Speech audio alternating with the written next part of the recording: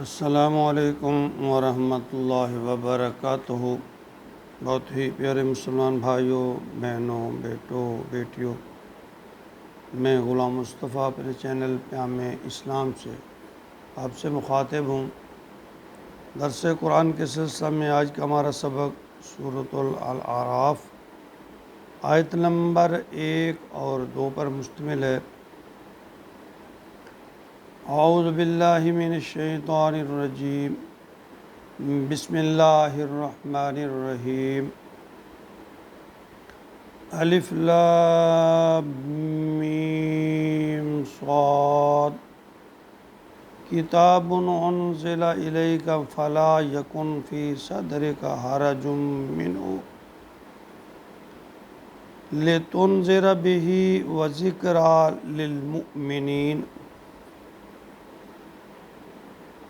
یہ سورہ مکی جو کہ 206 آیت پر مشتمل ہے، مکی صورتوں میں کی طویل ترین صورتوں میں اس کا شمار ہوتا ہے۔ یہ مکی دور کے آخری حصہ یعنی نبوت کے 11ویں سال اس کا نزول ہوا۔ آپ کی سالہ سال کی جد و جہد دعوت دین کے نتیجہ میں ایک قلیل سی جماعت اسلام سے بہرہ مند ہوئی، اسلام قبول کیا،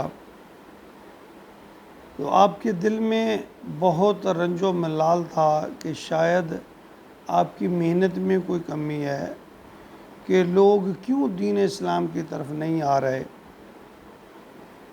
آپ کی تبلیغ کے کچھ خاطر خواہ نتائج کیوں برآمد نہیں ہو رہے۔ تو آپ کی اس پریشانی کو بھانپتے ہوئے اللہ رب العالمین کی طرف سے آپ کو تسلی دی گئی۔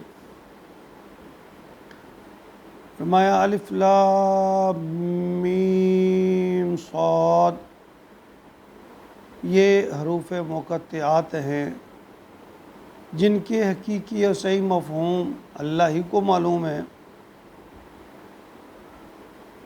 البتہ قرآن مجید کی 2 ایسی صورتیں ہیں جن کے شروع میں یہ 4 حروف مقطعات آتے ہیں، یعنی یہی صورت جو الاعراف ہے۔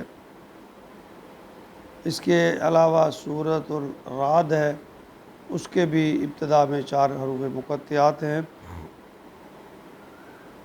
اس کے معنی اللہ تعالیٰ نے راز میں رکھے اور صحابہ اکرام رضوان اللہ تعالیٰ اجمعین نے ان معنوں کے بارے میں نبی اکرم صلی اللہ علیہ وسلم سے بھی نہیں پوچھا۔ کتاب انزل الیک، یہ کتاب ہے انزل اتاری گئی الیک تمہاری طرف، آپ کی طرف،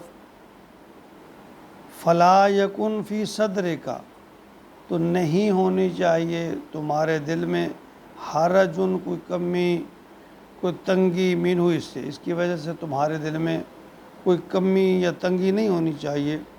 لتنذر بہ، یہ اس لیے ہے کہ تاکہ ڈراؤ، خبردار کرو، وذکری للمؤمنین، اور یہ ذکر ہے یا دہانی ہے اہل ایمان کو کے لیے، ایمان والوں کے لیے۔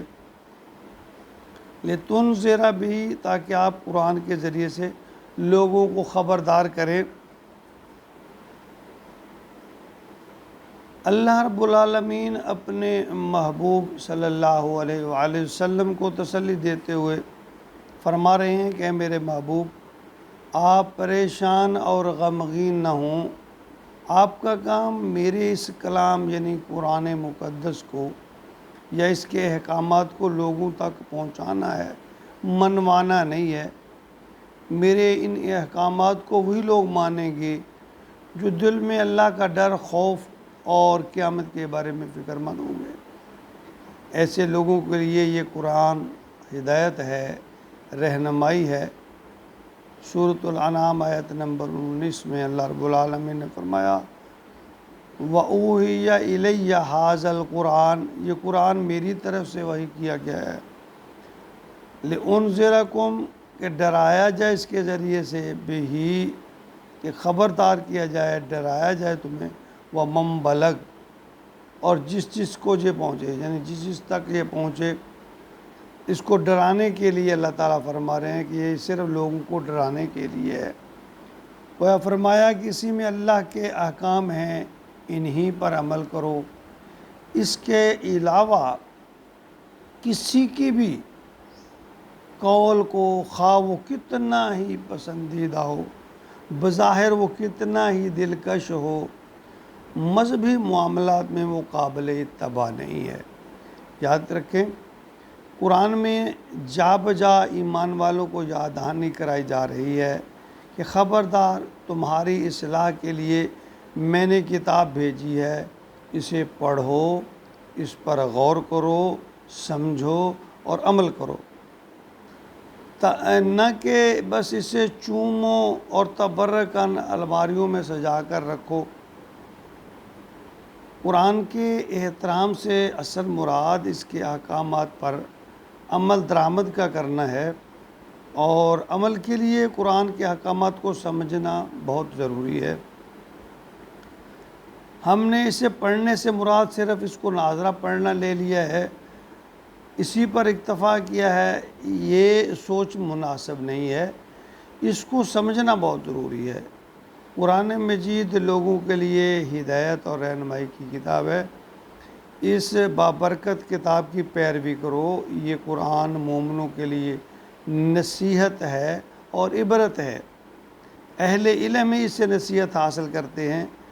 قرآن زندگی کے ہر شعبہ کے لیے رہنمائی فرماتا ہے، یہ مکمل ایک نظام حیات ہے، اس میں ضابطہ حیات ہے، اور پھر اس میں کوئی چیز خلاف فطرت نہیں ہے یا ناقابل عمل بات نہیں ہے۔ ہم ہی اس سے دور ہوئے ہیں، ہم نے اس کی طرف توجہ نہیں کی، اس میں کوئی ایسی بات نہیں ہے جو قابل عمل نہ ہو یا فطرت کے خلاف ہو۔ بار بار اللہ رب العالمین ہمیں اس قرآن کی طرف دعوت دے رہے ہیں، اس کو پڑھو، سمجھو اور اس پر عمل کرو۔ میں نے اپنے تمام احکامات اس میں بیان فرما دیے ہیں۔ اللہ رب العالمین ہمیں قرآن کی طرف لوٹا دے، قرآن کو سمجھنے کی توفیق دے دے اور اس پر عمل کی توفیق دے دے۔ آمین یا رب العالمین۔